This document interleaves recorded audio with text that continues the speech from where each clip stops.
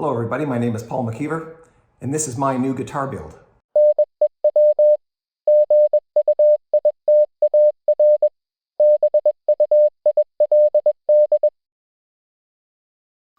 Now on these Vegatrems, the height of each string is individually adjustable by turning these two tiny little Allen screws with this tiny little Allen key which is provided.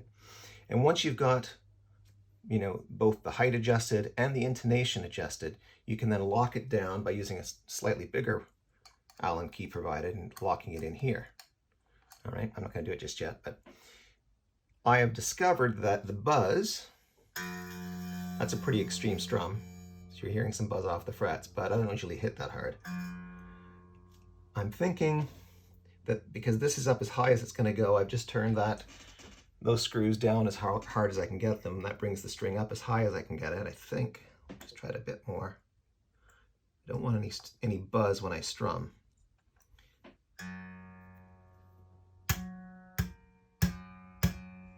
So I don't think I'm going to adjust the nut. Not just yet. I can always do that at another time. This one, the E strings, high E strings, doing pretty well. I don't hear much in the way of buzzing off the frets. I'm just going to leave that for now. And I think what I'll do is I'll put the other strings on, the other 4 strings, and that will then allow me to adjust properly the tension on the tremolo unit. Subsequent to that, we'll see. The neck's looking incredibly well, like really flat. From tooth to tail, it seems to maintain about the same height. I mean, it's, of course, it's a little bit closer to the frets on this end, but I don't see any fret buzz being likely to happen. Just eyeballing it. So let's get the other 4 strings on there and then set this tremolo unit should be approximately like that when the tension's correct. We can't know how to set the tension, of course, until we get the strings on there and tune them to the right. I'll just tune them to standard E tuning. And once we have that, we'll adjust the tremolo tension, the springs underneath the back, and go from there. Now, I'm going to show a couple of things to you before passing over, because I think it's probably important to remember. These, as I mentioned earlier, are locks. So we loosen them with this Allen key, as so, okay? But when you raise this piece, this particular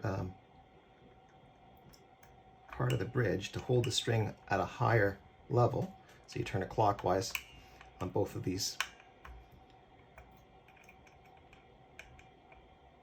smaller, I'll turn it this way so you can see what I'm doing.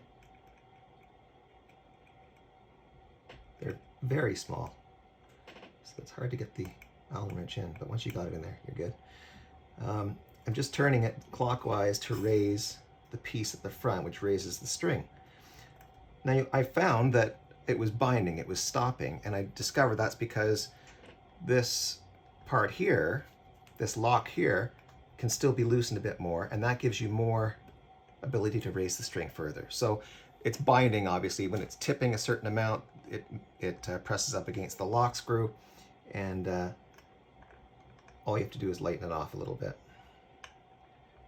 loosen it off a bit, and you'll be able to raise the piece a little higher. Now, here's the thing. I'm doing this before pulling the string tight across. It's just a lot easier to get the piece up higher, have this loose, and to get a sense of, you know, where the string will lie relative to the last fret here, whether it's going to be doable or not. I wanted to monitor this as I was putting the strings on in case I have to raise the nut, which still might have to happen. But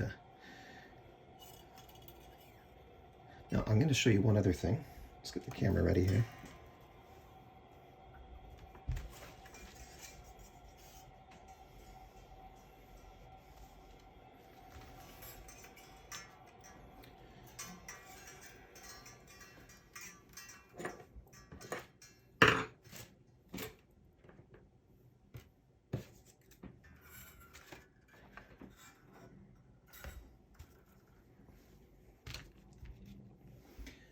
All right, so these are the Sperzel locking nut, or locking adjustment tuners. Just wanted to show you how these work. On the back of each tuner is a knob. I'm just going to try and move it so you can see it. There we go. There's a knob there, and you have to loosen it off. And when you do, the hole through which the string goes opens up. When you tighten this up, it closes the hole in the post and clamps onto the string so the string can't loosen off. The advantage of this is that to keep the string attached to the post, it's not necessary to have several winds. You know, with a traditional post system, you'd want to wrap the string around a few times so that it wouldn't slip out of the hole. This way you don't have to worry about it slipping out of the hole, so you don't need as many winds. Why is that important? Well, because when you have more winds, there's the possibility of the string catching on itself, or catching on some of the winds. And so if you're hitting a whammy bar, you're loosening off the string, you're loosening the wind a bit. While it's loose, the strings might move a little bit there, and then when you lift off on the whammy bar, tighten again, but not the same way they were before you hit the whammy bar, resulting in the string being at a different tension. In other words, not in tune anymore. So by using the Sperzel tuners, we don't have to go round and around the post. This one on the E, I haven't gone around even once yet. It comes in here and goes in this way. So I'm about 3/4 of a turn. A bit low still, but you know, it won't take much. It's not going to go around and around by the time I get this tuned. So I'll just show you with the final string. Oh, I think I locked it. If it's locked, it won't. No string will get in. There we go.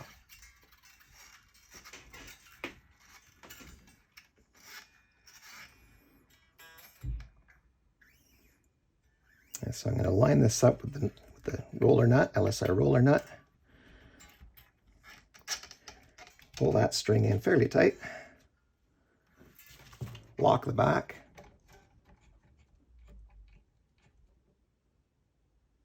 Now the string can't come out of the post, and I can tighten it up.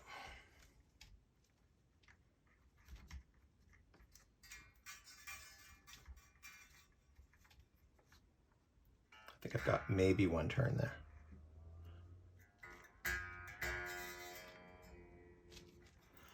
All right, strings on, pickups in, time to adjust the bridge. All right, so we've got all 6 strings on. I've tuned it. I'm not sure because they're brand new strings with it, they kept in tune, but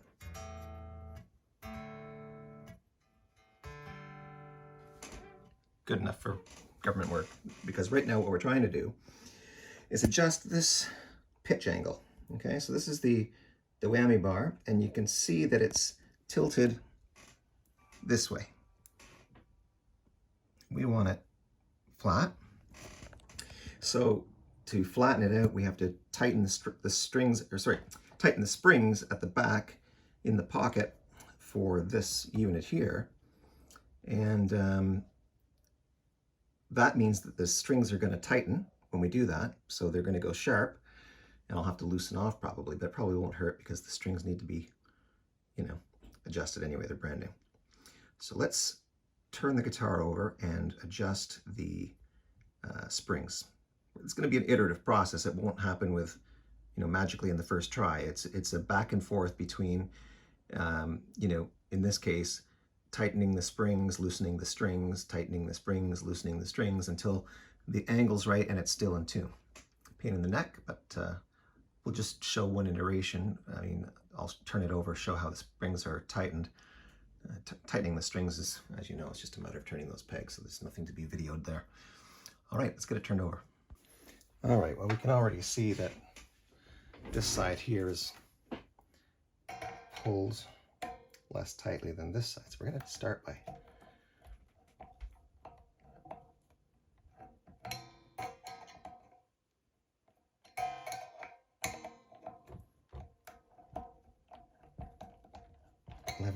two out.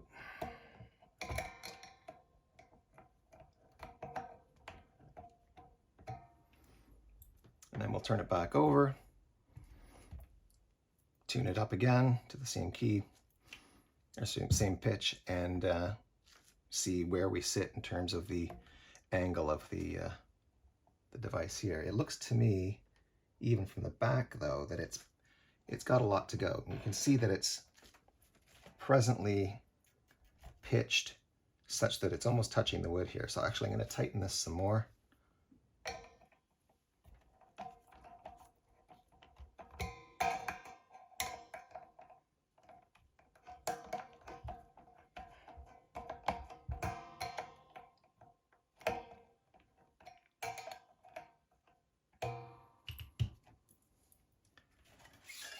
And then we'll retune. Because this is going to be sharp now, when I loosen the strings, of course, the bridge is going to tip back the other way. So, but let's get it done. All right, so now we can see, after a few iterations, that this right here, that one piece of this is the blade, let's call it the blade, it fits into this part here. So that blade looks now to be level. So it's pointing horizontally straight into the blade right there, and sorry, to the groove of the blade right there. And we have play both ways, up and down.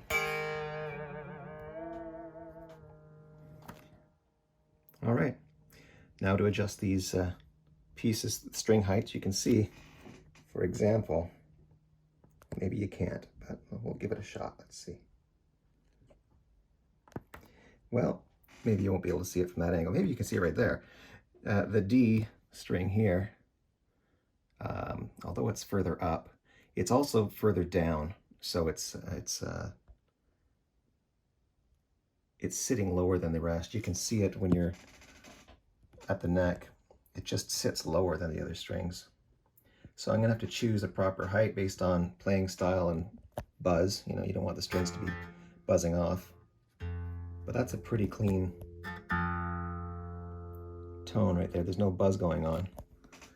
And there's the, let me just see if I can show for you the action. This is with the bridge height adjuster set up as high as they'll go.